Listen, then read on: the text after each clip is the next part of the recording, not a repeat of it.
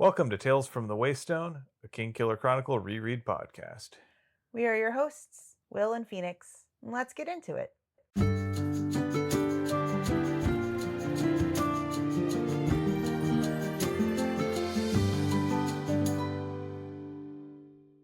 Welcome to Tales from the Waystone, and we're kicking off 2025 with our final bit of Kingkiller content for the foreseeable future. We'll be discussing the preview prologue to The Doors of Stone that Pat released way back in 2021. Yeah, we're a little bit late to the party, but that's life, you know? Exactly. I think, though, it is very possible that we did talk about it at some point. Not in depth, but we probably at least mentioned it. And to be fair, I don't think there's a whole lot of depth you can go into because these prologues are meant mostly as mood setting and they give you a hint of things to come without outright telling you, and maybe do a little bit of foreshadowing, but that's about the extent of it. Does this episode have a title? Not really, because we don't really have a theme. We don't really have a lens, and there's not a lot here to go off of. And so, honestly, if we go too much longer than 30 minutes, we screwed up somehow. I wouldn't say screwed up. I would just be saying milked the content to its final resting point. So maybe let's not do that and leave a little bit of meat on that bone. Sure. Well, as always, I just want to cover our butts and say that we are in no way affiliated with Patrick Rothfuss or his publisher, DaW Books. We just love the series, would like to see it continue, but aren't going to be rude or pushy or abusive about our desire for more. Neither one of us sees a purpose in that, and we would hope that everybody listening understands that when we say, please be kind to yourselves, one another, and the creators of the worlds that we love exploring, that everybody involved is a person. Everybody involved has their life, has their loves and desires, and their hang-ups. Yeah, my take on this has just been sort of gentle resignation. Not mad, slightly disappointed, but I'll be fine. Also, we're going to be pivoting onto a new indefinite summer reading program starting in February. We're at the end of January. I think it's actually the end of January, but it's funnier to say February. I don't know why. And we're starting with Legends and Lattes, which means I'm actually going to finish Legends and Lattes. And we would love anybody that wants to give us book suggestions to give us book suggestions. We're probably only going to cover like 4 books a year because what we're going to do is separate each book that we read into 7 parts and still release them every 2 weeks. And if math serves me, that means 4 a year. The thing is, so I quite honestly have been a voracious reader and taken pride in being a voracious reader, and then I just fell out of it as an adult. Yeah, I had a similar experience. In large part, it was many years working in technical writing as my profession, where I spent my days reading a lot of intense technical manuals and the like, and then having to do writing, revision, and editing on that. And then after all of it, yeah, I get home and I did not want to read after that. My story is not quite so whatever your story was. Mine's basically that I started training myself to read in bed, and then I started falling asleep when I was reading, and that means I didn't read very fast. And then eventually I just gave up on having a book fall on my face every time that I went to sleep, and it just kind of stopped being the thing that I did. I gravitated more towards visual content. I also, though, have been a voracious reader of audiobooks. Do not care what your definition of reader is. My definition of reader is experiencing those stories that are written down in books. And so audiobooks are just as valid. No argument's going to be brokered here. I'm just going to have the same opinion no matter what. But I've also slowed down on that because I've started watching more things like Critical Role, which are like 4-hour-long episodes, and I am nowhere near the end of any of the campaigns of any of the things other than like Dimension 20 is easier because we both were watching them at the same time to catch up. and now it's like once a week and we're good. But Critical Role, I have a long backlog. And so I gotta say though, also previously a lot of my time and energy was spent on watching like political YouTube. And guys, I'm tired. I can't. I can't do it. I can't. I've tried to go back to watch some of the things because I do personally need to stay informed, but I can't do that. And so this year, my goal has been, other than for the podcast, because those ones are for ostensible work and don't count in this, but my goal was read 10 books. Not even do one a month, just 10 books over the course of 2025. And I've read 2, and it is the 12th. And I am very pleased with that. At the end of this, I'll tell you which books they were. But I think maybe it's time to get into the last, and probably by now edited to be completely different, bit of content for the Kingkiller Chronicle. All right. So what we're planning on doing is, because it's literally only 3 paragraphs, one of us will read a little bit and then we'll discuss once we've hit something that seems a little bit interesting. Sounds like a plan. You want to start us off? Sure. It was still night in the middle of Noir. The Waystone Inn lay in silence, and it was a silence of 3 parts. The most obvious part was a vast, echoing quiet made by things that were lacking. So to stop you, just to the obvious, same beginnings. It's like poetry, it rhymes. If the horizon had shown the slightest kiss of blue, the town would be stirring. There'd be the crackle of kindling, the gentle murmur of water simmering for porridge or tea. The slow, dewy hush of folk walking through the grass would have brushed the silence off the front steps of houses with the indifferent briskness of an old birch broom. So, all of this is sort of the hypothetical things that it isn't. Also, just knowing where we left off with Bast going off and being a murderous bastard, and Kvothe ostensibly going to bed. We think he's going to probably go to sleep or try to. Chronicler's in his room after having climbed into Bast's room through the window. Like, these are the things we assume that this all happens after that. We don't know that this all happens after that. This is the middle of the night. The idea that if it were morning, the town would be stirring. It's a farming town. You have to get up. You have to go do all the chores in the morning. Like, that has to be your life. And even in a more metropolitan area, you have that sort of early morning stirring as people start going about their day, preparing coffee, making breakfast. Shopkeepers are cleaning up and preparing to open for the day. You have the first commuters making their way to their workplaces. I know that I actually really liked being the person that showed up at 6:30 in the morning because it meant that I beat traffic, both coming and going. It also meant that I got to kind of sleepwalk through the beginning of my day. Yeah. And it was quiet because no one else is there. And when a lot of the things that I was doing required some reading or concentration, or just benefited from me working for 4 hours before people showed up, was nice. Yeah, I'm usually one of the first people in at my office, and my morning routine is usually pretty simple. I'm one of the first people there, so I usually make the coffee. I get myself some, I read through my emails, I make sure to turn off the light because we have a sensor and I hate it. So then when the front desk person inevitably trips the sensor as they walk through doing their morning rounds, I turn it back off as soon as they're gone. And then I hiss angrily at anybody who decides to permanently turn it on. I'm exactly the same way, yes. I've had that morning routine. Go get myself a hard-boiled egg, go get myself some coffee, hiss at anyone that turns on the light. Yep, pretty much.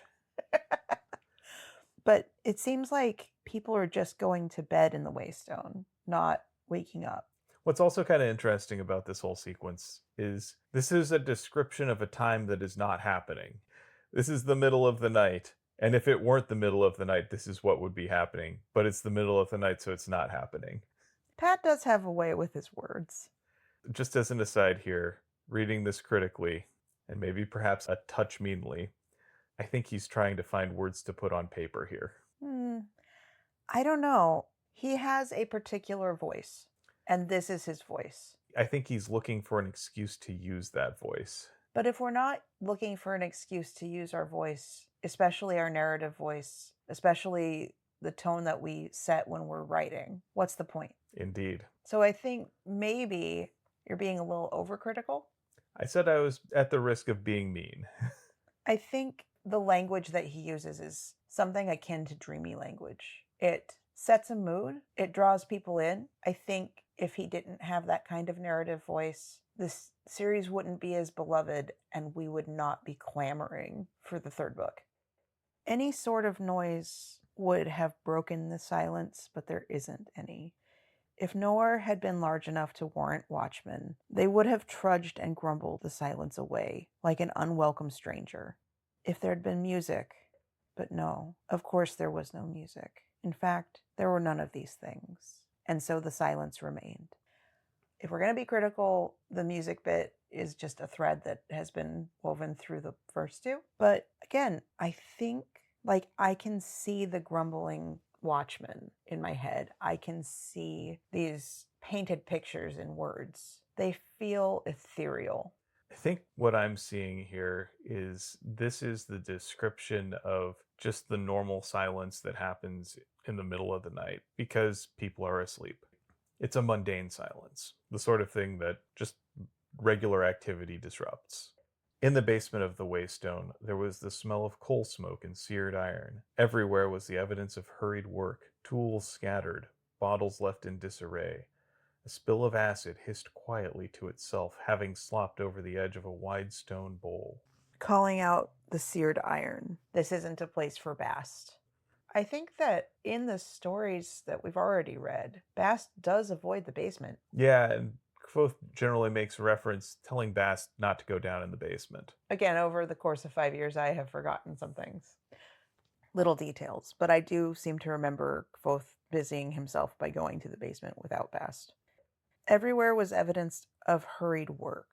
So, what I find a little bit to grab onto, Kvothe is not an alchemist. Kvothe is an artificer. He does make things out of stone and wood and sympathy, but he doesn't generally, in the stories that he's telling, take to potions or alchemical things. I'm thinking of his time in the fishery. There are a lot of reagents that are oftentimes used in curing and combining various metals and things like that. Acid would be one of those.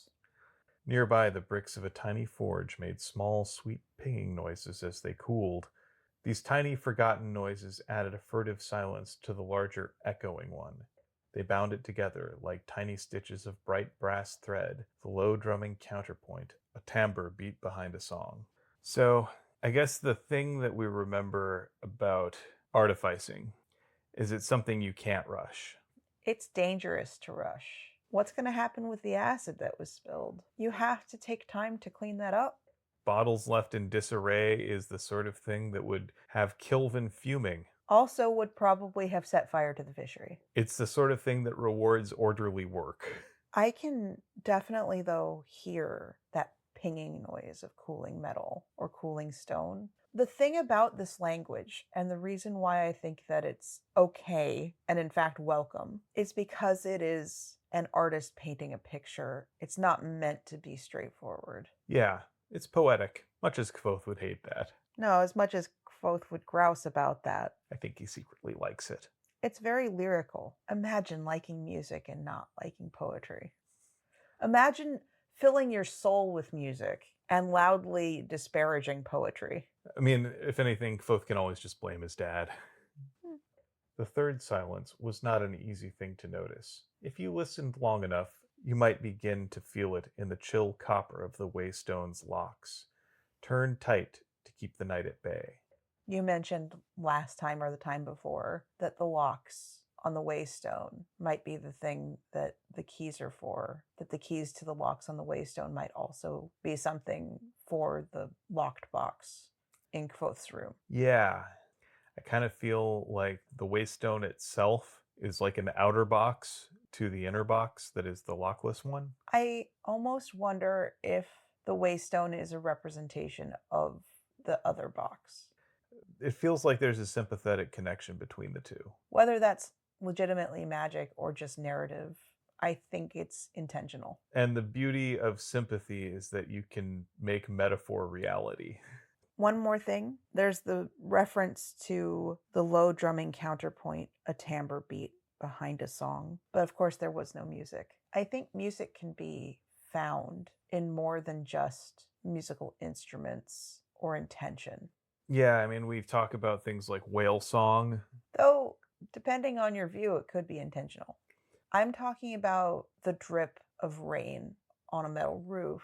I'm talking about the rhythm of things that are happening but not by intent. I'm talking about the hum of all the electronics in a home. I'm talking about the wind through the trees in the forest. I'm talking about a waterfall, a stream, just the rustling of leaves from the underbrush in our park that's outside of our house, the chittering of animals. Music is where you find it, I think. The thing about music is it's as much about the listener as it is about the person or thing that makes it. Music is where we find it. We're finding patterns. That's what humans do. We have complex pattern recognition engines, and even where there is no pattern, we can see patterns for good or ill. Like, that's something that humans do.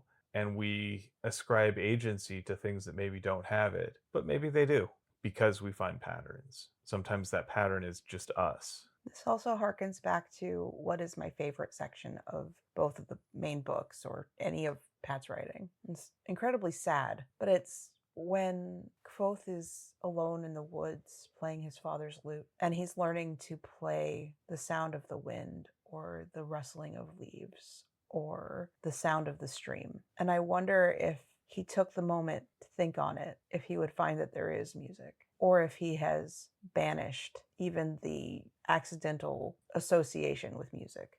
It lurked in the thick timbers of the door and nestled deep in the building's gray foundation stones. Gray stones.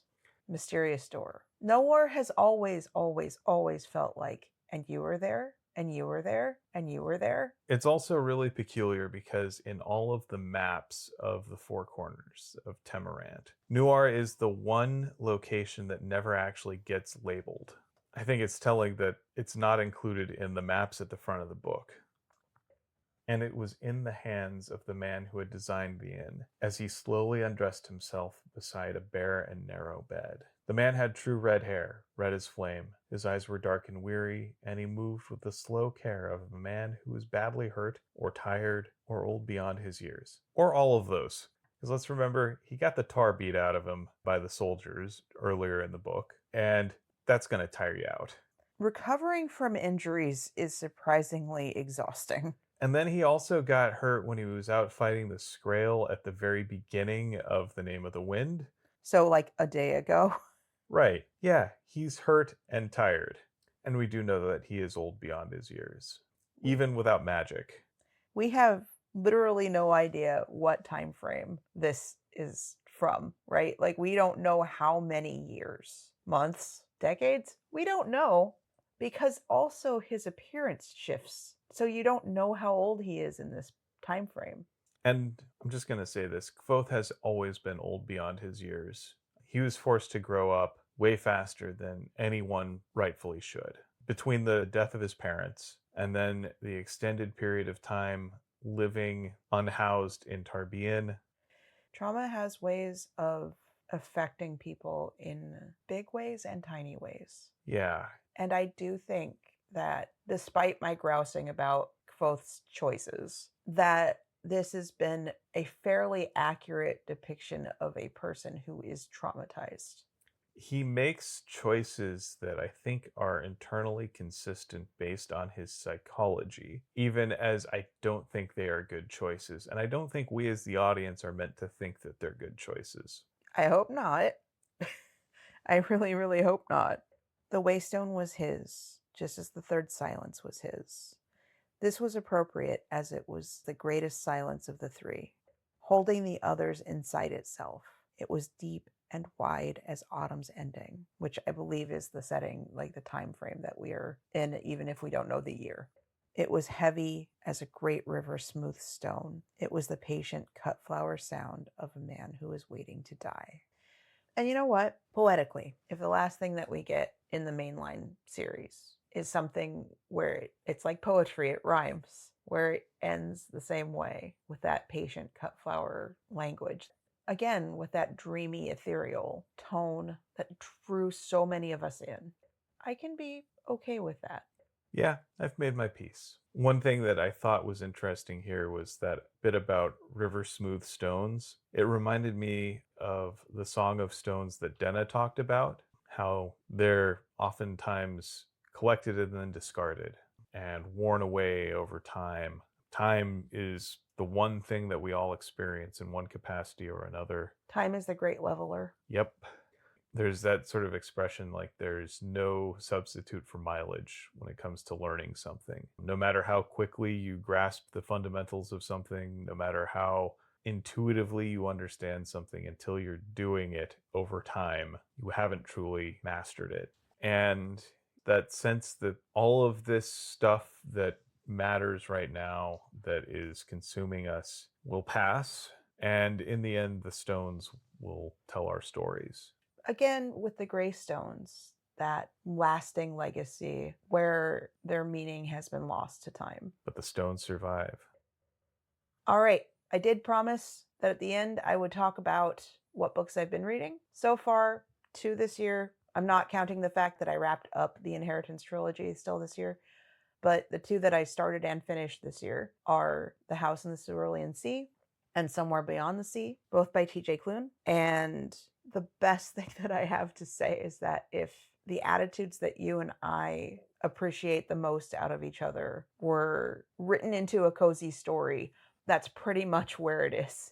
The kindness and the love and the respect. And I think occasionally we get some things where, although it's a very queer story and very clearly written for queer people, there are still parts, because the majority of people out there aren't. They're not trans, they're not non-binary, they're not somewhere in the rainbow that is LGBTQIA+. We're still so new with the language that sometimes it has to be heavy-handed to be comprehensible to people who don't live it. And I think that happened also in The Narrow Road Between Desires, where there was a little bit of an aside for the cis people or for the straight people or whatever, so that y'all get it. And it's a little bit clunky at that point, but I think that that will soften over time as we get more queer stories. And Will can attest, I both cried and laughed out loud numerous times while reading these books. Oftentimes within a span of minutes. Yes, because it tugs in every way, in the best way. My reading has been about 1.5 books through the Inheritance trilogy, plus also finished up The Long Way to a Small Angry Planet by Becky Chambers. And that's been a lot of fun. I think after we get done with Legends and Lattes, we'll probably take on some of that series. It's possible. I'm starting to read it. We have other books. We have so many other books. We have loads of books that I'd love to address, that I'd love to sit and talk with you about. I think, at least for the foreseeable future, the ones that I want to talk about ad nauseum and re-listen to while I edit, I think all of those are falling into that cozy category. So I think the first year of the summer reading program may focus entirely on the more cozy genre fiction. Yeah, and if our desires change, obviously we're open to that. The Wayfarer series, it's really hard to describe. It's like cozy science fiction, a thing that you didn't think was possible.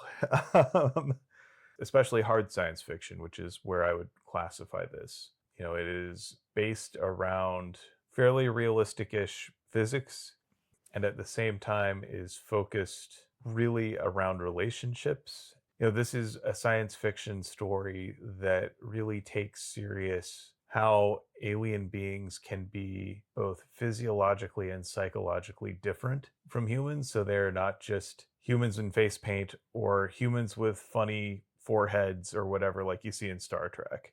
Though that is from the limitations of the fact that all of the actors are humans or cats. Right. Grudge, Spot. Yeah. but it really does take seriously that alien experiences can be radically different and still find a way to coexist. So I think it's a lot of fun. Like I say, also very cozy. It is my next read. I think you're going to love it. 2 words for you: Dr. Chef. He will be your favorite.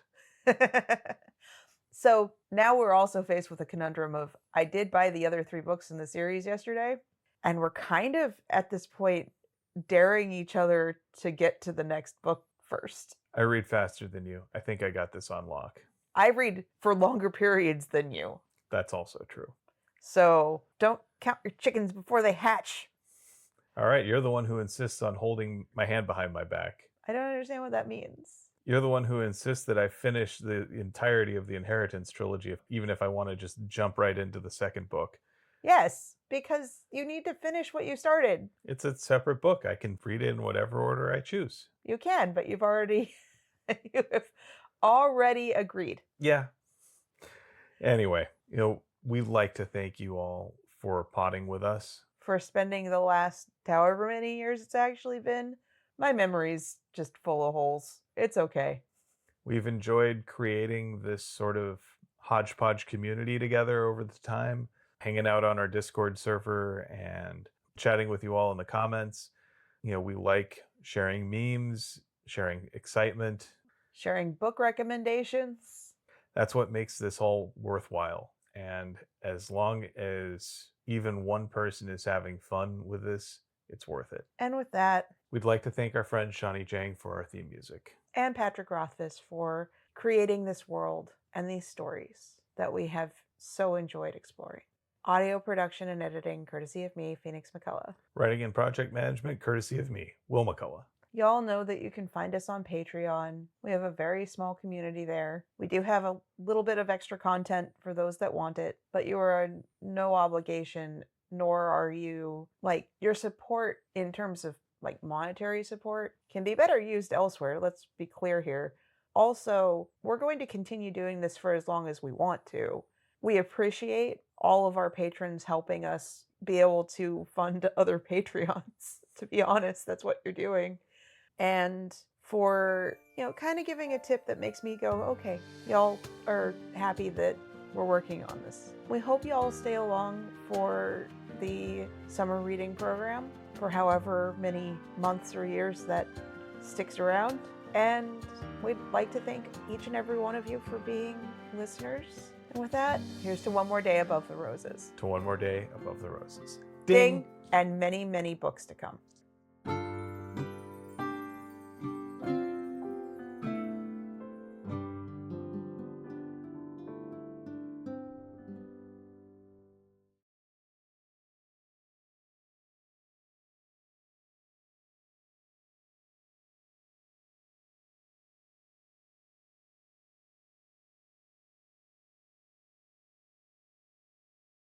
All right, that's it. That's literally this is the officially last bit of Kingkiller Chronicle content that we have. Until we get something more from Pat Rothfuss, it's so weird. It's been 5 years, and I know frustrated editor me is I said 4 years a lot, and I meant 5 years, but it's been 5 years of our lives just talking about this series and this last bit.